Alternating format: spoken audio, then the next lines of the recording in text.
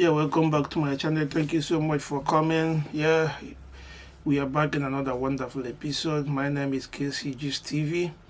In case if you are new in this channel, please subscribe to my channel and give my video a thumbs up. Please help me to share the videos. I'm here to be giving you gist and analyzing some of the things that is happening in our Nigeria. Yeah, first and foremost, today I'm going to analyze the interview between the channel television and Babangida, the former president of Nigeria. As we all know, Babangida is a Fulani man. He's not a Nigerian origin, but the problem we are having in Nigeria is that foreigners are the ones that are controlling us, starting from Fulanis, starting from the UK, white people, then now transfer to Fulanis. And we are the original people, the original indigenous are nowhere to be found.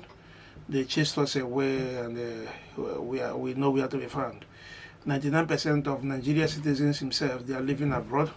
Those that are living in Nigeria, they have no mouth to say, they can't say anything. Their contribution is useless in Nigeria because the way British organized Nigeria, the way they arrange Nigeria. So they arrange Nigeria that the citizens of the indigenous people will not have mouth to say in their country. Foreigner must be in control until their kingdom come. Babangida himself is not a Nigerian, he's a foreigner. But he has ruled Nigeria as a president. Nigeria is the only country in the whole wide world that foreigners have been ruling for the past 100 years that they created Nigeria. Sometimes I don't blame them. I blame the people that put them there. I blame the people that brought them there. I blame the people that makes them to come in and become our leaders. How can somebody who is not graduate to be leading people that are graduate? And he's not educated, he don't have certificate, he wasn't born in Nigeria. All of them came from Sahel. The same thing that is happening today. You see some of them driving Okada in Lagos, some of them driving Okada in Kaduna, in Enugu, in Bauchi, in different parts of Nigeria. Give them 10 years more. Once they start speaking broken, they will become inspector of police. They will become the control general of whatever they call themselves, DSS or whatever. They will become the ministers. They will become the spokesman for the president, just like Lai Mohammed. They will become the EFCC boss, just like, what did they call him? Magu. They will become the Chief Justice of Nigeria. They will become the Senate President. They will be the President. They just came from Sahel with their bike because they just learned how to speak broken. Before you knew it, they will become everything. And the weed indigenous will be running away from them, running to another man's land, washing dishes, toilet, and all the not. Tell me what you are doing abroad. Tell me. Tell me the kind of job. No matter how educated you are in abroad, you can't do anything. You have nothing to offer. Nothing. You have nothing to offer. You see? So that's why I said that we, the Southerners, should come together and support Mazi Nnamdi Kanu and the Gani Adams. Let us fight these people and get our freedom back. If not, our children will continue to suffer. Just look at me, for instance. Now, I have my wife here, I have my children here. My children was born here in Hong Kong. Okay, tell me, they don't know anything about my culture. I'll be forcing them to learn my culture. I'll be forcing them to understand my culture. I'll be forcing them to eat my food, because my wife herself, she's not a Nigerian. She's not even from my tribe. She's a Hong Kong girl. So what do I expect from her? What do I expect? So these are the problems we are facing. And we, the Southerners, we never realize it. We just sit down thinking, oh, we are living abroad in a very wonderful place. Everywhere is so sweet. They have light, they have water, they have roads, they have car. Everything is comfortable. But we have not been thinking on the other side. Fulanis are more bringing their people in Nigeria, chasing us away, in the sense that in future, Fulani will dominate and we will be the foreigner in our own land. Are we thinking, are we reasoning at all? After listening to Babangida, the question I'll be asking myself, must we keep Nigeria one? Must we? Okay, even if we want to keep Nigeria one, why can't we give every region, let them control themselves? Must we be under one person, under one control, a democratic nation? Who does that? There on comment section, please. I would like you to exercise your own. Whether it's good or bad, my comment section will welcome it. The only thing we want you to do there, go there and write something. Tell me something. I want to know what is in your mind, considering what is happening to us. We, the Southerners, are the most useless people on earth because we refuse to come together. Tribalism has been dealing with us. People from Bini hate people from Igbo. People from Igbo hate people from Yoruba. People from Yoruba hate people from Ijo. We are not the same. Fulani keep playing games on our head, bringing the people from Sahel while we are running away, going to abroad. And once we get there, we forget home. The only thing we know how to do is to send money to our mother, sending money to our sisters. Or when we come back from abroad, we will be spreading money like idiots. We are. Spreading money, like I used to say we are crazy. We only know how to spread money to show people where we are rich on Facebook. Just like Zubi, Michael, and co. And they think they are doing the right thing while a lot of people are feeling hungry, dying with hunger, no money to eat, and they are there spending 2 million. You think we don't know what people are doing? All these misleading informations and misleading videos people are posting on Facebook will get people in trouble one day. I just pray that one day that Satanás will get their ass together and keep our home better. And I will see who will come to spend money, because that time, everybody will be equal. Babangida is telling us that after the war, the intention of the war is to keep Nigeria one. The intention is to keep Nigeria one. And we must keep Nigeria one. If you love this video, please subscribe to my channel, share this video. I will keep bringing you more and more of this so that we can analyze it together. Keep watching. Don't pause it. During the Civil War, you were in the East. So you had the opportunity to go around. When it culminated in the Civil War, you fought in that war. As I said earlier, majorly in the East. At its end, there were two phrases. The first was the no victor, no vanquish. The second was the 3 R's, which General Gawan put in place. At that point, because again, I could imagine in my head you in a very deep part of the East, waiting for orders, and then General Theophilus Danjuma showing up and saying, look guys, the war is over, we can go home. At that point, did you think indeed it was over and we could all go home?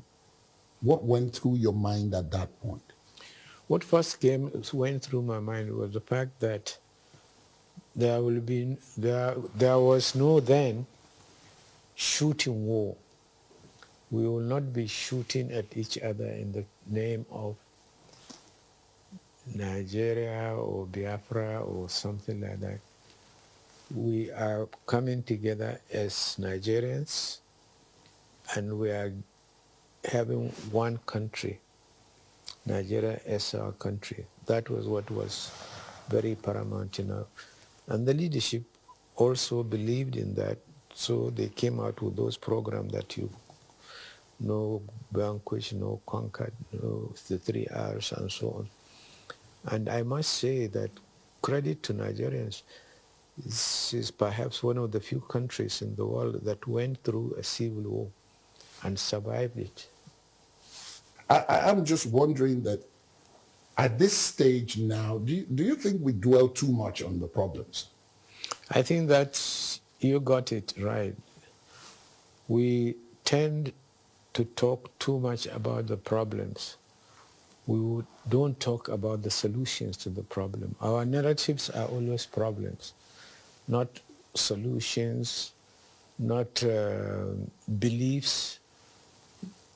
We talk little about our beliefs, about what we stand for, about what we want the country to be. We always talk about the problem of the country and dwell on that problem, which I think should be the next stage. We have a country, we must make it work. There have been some seminal points, and one of the advantages of having the privilege to speak to someone like you is to offer a perspective on those seminal points. One of them was the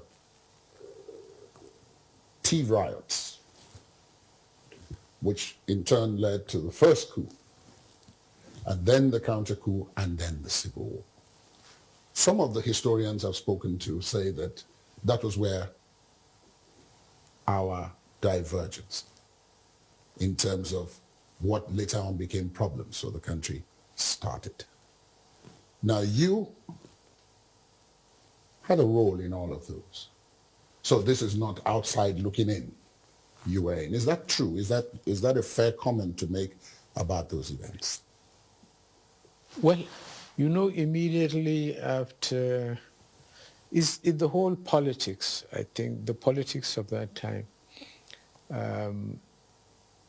There we are with political parties, not really well advanced in politics.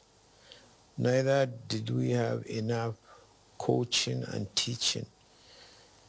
It took us,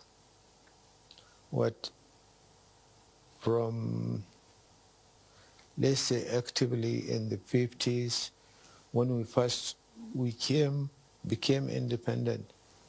We started with self-governing of the various regions that make up Nigeria. Then suddenly it culminated into independence for the entire country.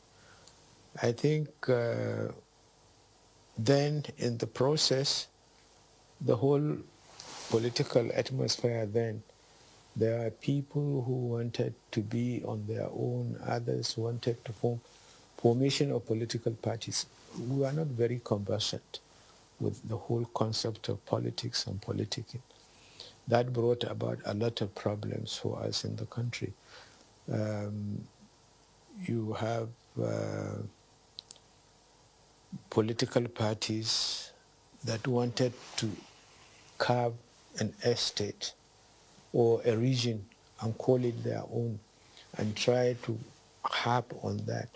We didn't develop this concept of a federal government with the states or the regions, autonomous regions and so on. Every region wants to be on its own. So that brought about the lack of stability of the various countries. So in the process of developing that, we got involved in a lot of internal security operations. You mentioned the tea riots, the Operation Wetier, and so on. So these are all problems of development at that time. But then, up to the time it culminated into a military coup. By then, Africa generally, intervention by military was the end thing. It started in 1952 in Egypt, gradually doing away with the monarchy in Egypt, subsequently followed by other Maghreb countries and so on and so forth. Then it gradually came into our own part of Africa. There was a time when there was a coup in Ghana. If Nigeria stages a coup, Ghana will do the same, or Ghana will do the same, Nigeria will try to do the same. So fortunately, the military who intervened at that time were all nationalistic. They did not believe in separation. So all they have to make sure they do is to make sure that the countries, various countries remain one, not divided.